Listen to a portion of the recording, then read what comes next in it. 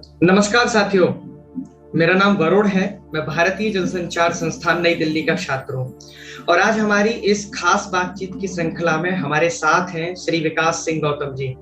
श्री विकास सिंह गौतम जवाहरलाल नेहरू विश्वविद्यालय centre for philosophy के शोध के छात्र हैं। इससे पहले आपने BA honours Hindu college Delhi विश्वविद्यालय के फिलोसफी से किया है। इसके बाद आपने एमए सोशियोलॉजी की पढ़ाई की। उसके बाद पुनः हिंदू कॉलेज यानी दिल्ली विश्वविद्यालय से ही आपने एमए फिलोसफी किया है। और खास बात यह है कि आपने राष्ट्रीय पात्रता परीक्षा यानी कि नेट दोनों ही विषय में उत्तीर्ण की है। आज आपसे बातचीत होगी आपके बहुचर्चित और बहुप्रतीक्षित उपन्यास के बारे में, जिसका नाम है बीए ऑनर्स। तो विकास जी नमस्कार, आपका स्वागत है।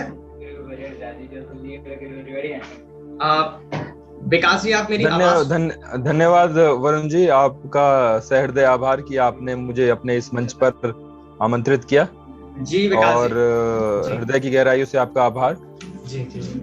तो विकास जी आपके बारे में मैं सोशल मीडिया पर और मित्रों से भी सुना और आपके बहुत चर्चित जो बीए ऑनर्स एक उपन्यास आया है उसके बारे में सुना है, पढ़ा है। तो मैं सबसे पहले ये जानना चाहूंगा कि आप अपने सफरनामे के बारे में थोड़ा हमारे दर्शकों को बताइए। देखिए, सामान्य छात्र की तरह मेरी भी जो यात्रा रही वो विश्वविद्यालय में, वो भी बड़ी सामान्य रही। बीए ऑनर्स में जब मैं फर्स्ट ईयर में आया तो मैं भी एक उद्देश्य लेके आया था कि घर वालों और आसपास की सामाजिक परिस्थितियों के अनुसार जो दबाव हर एक 10 में से 5 बच्चे के ऊपर आ जाता है कि अगर आप थोड़ा सा पढ़ने में बेहतर हैं तो घर वाले आपको यूपीएससी की तैयारी करने के लिए भेज देते हैं। तो मेरे भी घर वालों ने मुझे दिल्ली यूपीएससी की तैयारी करने के लिए भेज दिया। मगर जब यहाँ पर आए, यहाँ पर बीए फर्स्ट ईयर में आए, यहाँ की चीजों को देखा, आसपास के वातावरण को देखा, तो पता लगा कि सिर्फ एक ही परिप्रेक्ष्य में हम अपने उद्देश्य को देखना थोड़ा सा और भी जो पर्सपेक्टिव है करियर को लेके वो भी हो सकते हैं। सिर्फ एक ही पर्सपेक्टिव हम करियर को लेके नहीं रख सकते। तो जो बीए फर्स्ट ईयर से जो बीए थर्ड ईयर तक काफी कुछ चीजें कैंपस में सीखने को मिली। और जैसा कि विश्वविद्यालय परिसर जो एक गढ़ रहता है एक बहुमुखी प्रतिभा को निखारने का, तो ऐसा अनुभव जो मैंने आसपास के वातावरण में देखा और उस चीज को बड़ी बारीकी से ऑब्जर्व किया। बीए फिलोसफी में खत्म किया। उसके बाद एक आध साल का गैप आ गया, सामाजिक गतिविधियों में सक्रियता बढ़ गई थी। उसके बाद जो मास्टर्स है सोशियोलॉजी में किया। उसी बीच में किसी स्कूल में 1 वर्ष मैंने लगभग अध्यापन कार्य भी किया, सोशल साइंस पढ़ाया। फिर पुनः जो है एमए फिलोसफी में किया दिल्ली विश्वविद्यालय से ही। और फिर जो राष्ट्रीय पात्रता परीक्षा है उन दोनों विषय में उत्तीर्ण की।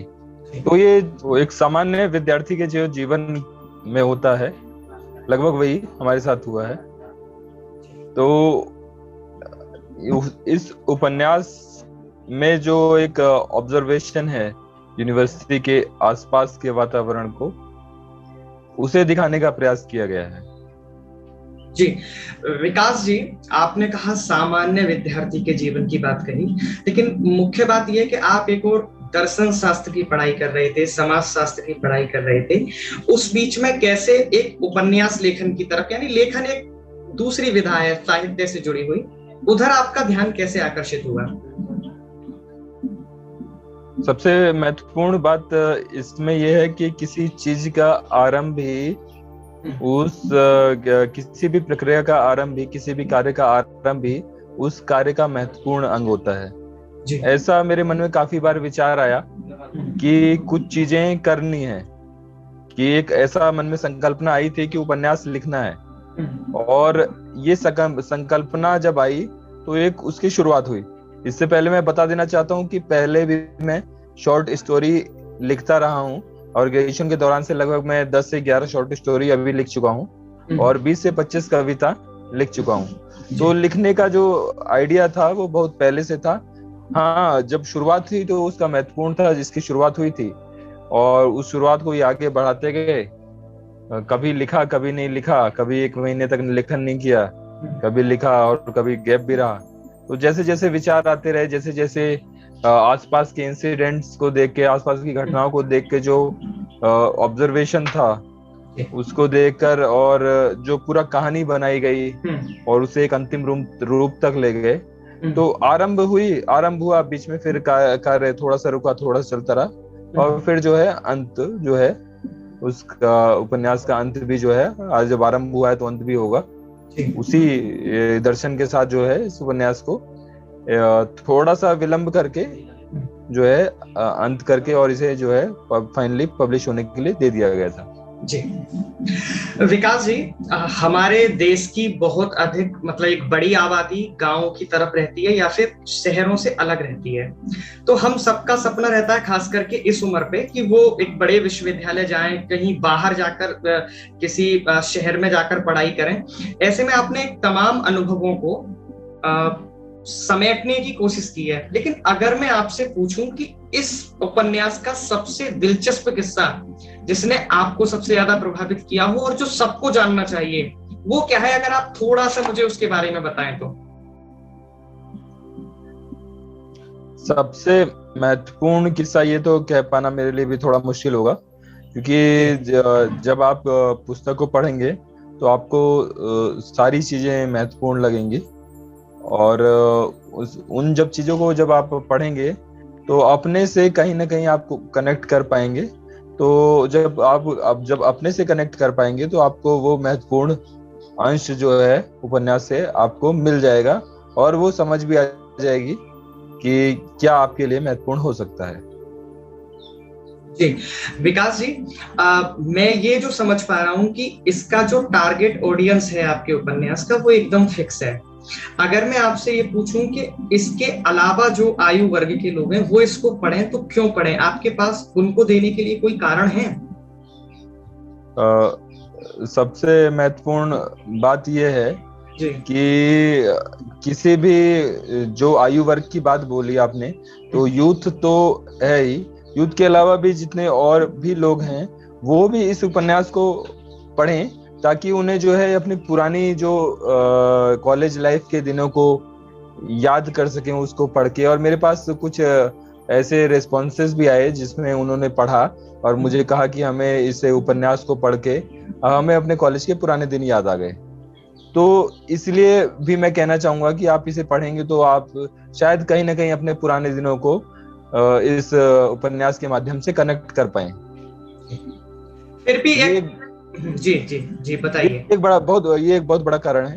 तो इससे मैं कह सकता हूँ कि आप जो है पढ़िए और हास्य को, व्यंग का आनंद लीजिए जो इस उपन्यास में कहा गया है। तो हास्य और व्यंग को सम्मिलित किए हुए आपका जो ये उपन्यास है, ये ऑनर्स, तो अगर मैं पूछूं कि इसका सेंट्रल आइडिया क्या है, क्योंकि दर्शक कोई भी किताब जब उठाता है या फिर वो पढ़ने में रुचि रखता है तो वो ये जानना चाहेगा कि इसका केंद्र बिंदु क्या है। केंद्र बिंदु उस उपन्यास का मूलतः ये है कि जब एक जो छात्र जीवन होता है उसमें जब हम दिल्ली में, जैसे कि आप भी जब दिल्ली आते हैं या मैं दिल्ली आता हूँ या अन्य कोई छात्र आता है, तो एक सपनों को लेके आता है, उस सपनों को पूरा करने के लिए आता है। लेकिन वो सपना किस क्षेत्र में है और 3 साल के दौरान में या जितने साल वो कैंपस में रहता है 5 साल में, और वो जो उसके लक्ष्य जिन लक्ष्य को लेके आता है वो लक्ष्य आधों से ज्यादा के अंतिम साल तक या फिर मास्टर्स के दौरान तक बदल जाते हैं। तो ये बड़ा महत्वपूर्ण देखना होगा कि छात्र जीवन में किस तरीके से परिवर्तन होता है, और एक जो तरुणाई से जो एक मैच्योरिटी वाली एज की तरफ जब हम बढ़ते हैं तो हम जीवन के अन्य परिप्रेक्ष्यों को पर भी हमारी नजर जाती है। साथ ही साथ जो करियर के ऑप्शंस हैं वो भी हम मल्टीपल ऑप्शंस जो है देखते हैं।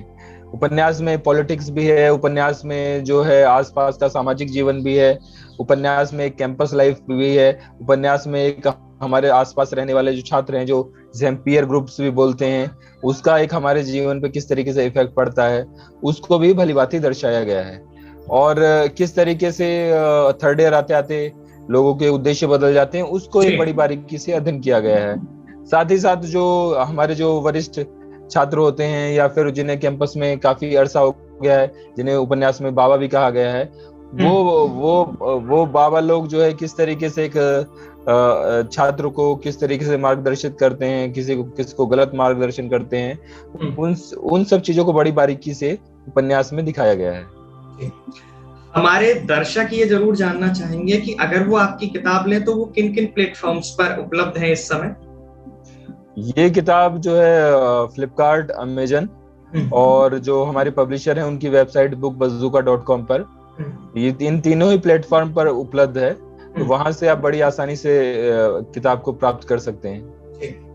वैसे मैं भी कोशिश करूंगा विकास जी के लिंक वीडियो के साथ में अटैच करूंगा जी। और तीसरा अपने हिसाब से देख लेना। विकास जी, मुद्दा ये है कि आज का जो पाठक वर्ग है बहुत चालाक है और वो उस किताब पर हाथ रखता है या फिर उसको पढ़ना चाहता है जिससे उसे फायदा हो, जिससे उसे लाभ पहुंचे। और हमारी उम्र के जो लोग हैं वो मोटिवेशन ढूंढते हैं। तो आपने कहा कि इसमें समाज गतिकी है, इसमें हास्य है और व्यंग है, क्या इसमें कुछ मोटिवेशन भी लोगों को मिलेगा? इसमें मैं आपको बता देना चाहूंगा कि जब आप इसके कुछ चैप्टर्स पढ़ेंगे तो उसमें कहानियों के माध्यम से जी एक मोटिवेशनल मैसेज भी देने का प्रयास किया गया है। कम से कम 3-4 किस्से ऐसे हैं जिससे जो पाठक वर्ग है वो मोटिवेट हो सकता है। वो अपने अगर हिसाब से ले, अपने मतलब कि अपने व्यक्तिगत अप्रोच में ले, तो उसे जो है मोटिवेट करने का प्रयास किया गया है किस्सों के माध्यम से। एक सीधा मोटिवेशन नहीं है, मगर एक कहानी के माध्यम से ये विषय भी मैंने भलीभांति रखा है। अच्छा, टाइमिंग को लेकर मैं खुद भी जानना चाहूंगा कि कितना समय आपको, क्योंकि हम सब छात्र हैं, आप भी छात्र हैं, मैं भी छात्र हूं, और पढ़ाई के साथ साथ लेखन कार्य करना एक मुश्किल काम है। कितनी मुश्किलात का सामना आपको करना पड़ा और कितना समय आपको इसको लिखने में लगा विकास जी? इसका विचार तो काफी पहले आ गया था नोवेल का, मगर जो शुरुआत हुई वो 2017 के लास्ट से हुई। और जब फेसबुक के माध्यम से कुछ पोस्ट जो है मैं शेयर करता था, शुरुआत हुई, और साथ ही साथ लेखन कार्य भी चल रहा था। कुछ किस्से उस समय भी मैं फेसबुक पे डाल देता था। 2018 तक कुछ एक लाइन, वन लाइनर जो थी लाइनें, वो लोगों को काफी पसंद आई, पाठकों को काफी पसंद आई, और उन्होंने भी काफी मोटिवेट किया कि जल्दी आप अपनी किताब ले आइए। लगभग 2 साल से इस किताब की चर्चा चल रही थी कि कब मार्केट में आएगा, क्योंकि 2019 तक मैंने इसका जो है लेखन कार्य पूरा कर लिया था। लेकिन थोड़ा सा समय लग गया फाइनलाइज करने में चीजों को, और चीजें क्या है कि कभी कभी काफी समय ले लेती हैं। दूसरी महत्वपूर्ण बात ये थी, लेखन कार्य के दौरान कहानी किस दिशा में जा रही है, किस दिशा में जा सकती है, उन सब चीजों को भी लेके जो है काफी असमंजस भरी स्थिति रहती थी। तो थोड़ा सा समय लग जाता है कि मान लो कि कोई किस्सा लिख रहे हैं आप, उसमें आपको कहानी की दिशा का पता नहीं है, तो फिर आप रोक देते हैं, फिर आप अगले दिन स्टार्ट करते हैं। तो ठीक ठाक समय इस उपन्यास में लग गया। और 19 के बाद से फिर एडिटिंग का काम और फाइनल ड्राफ्ट तक ले जाने तक वो सारी चीजें उनने समय ले लिया।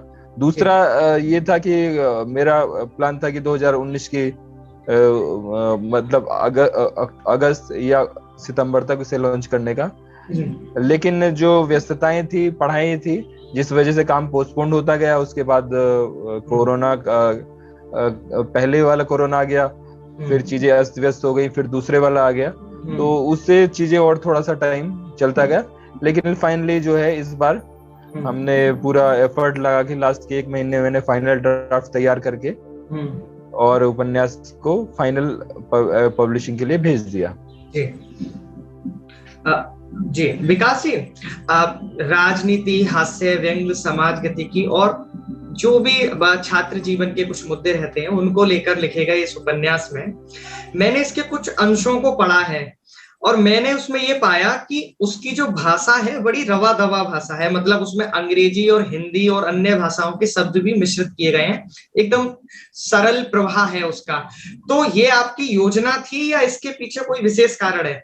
विशेष मेरा ये दरअसल मैं एक भारी भरकम शब्दों का प्रयोग लेखनी में नहीं करना चाहता था पहले से ही, क्योंकि मेरी ये कोशिश है कि एक जो सामान्य विद्यार्थी है जो ज्यादा जिसकी शब्दावली पे पकड़ नहीं है, वो भी इस उपन्यास को बड़ी आसानी से पढ़ सके और चीजों को समझ सके, और उसका पढ़ के आनंद लेना हो, उसको व्यंग्यात्मक दृष्टि से जो भी उसे ऑब्जर्व करना हो वो बड़ी आसानी से कर सके। तो जानबूझ के मैंने भारी भरकम साहित्यिक शब्दों को डालने से बचा हूं, ताकि जो इजी एक्सेस जो है हर एक सामान्य विद्यार्थी को हो सके। जी बहुत बहुत धन्यवाद विकास जी हमारे साथ इस बातचीत में बने रहने के लिए। और अपने दर्शक वर्ग से तो मैं यही कहूंगा कि अगर आप विश्वविद्यालय की तैयारी कर रहे हैं या फिर आपके परिवार में से कोई कर रहा है और अपने खास तौर पर अपने पढ़ाई के दिनों को याद करने के लिए इस दिलचस्प उपन्यास को जरूर पढ़ें। लिंक आपको इनबॉक्स में दी गई है, नीचे डिस्क्रिप्शन बॉक्स में भी दी गई है। तो बहुत बहुत धन्यवाद आप सभी का। नमस्ते विकास जी। धन्यवाद वरुण जी आपका, आपने अपना महत्वपूर्ण समय से हमें जो है समय दिया, और आप सभी लोगों का मैं हृदय से आभार व्यक्त करता हूं।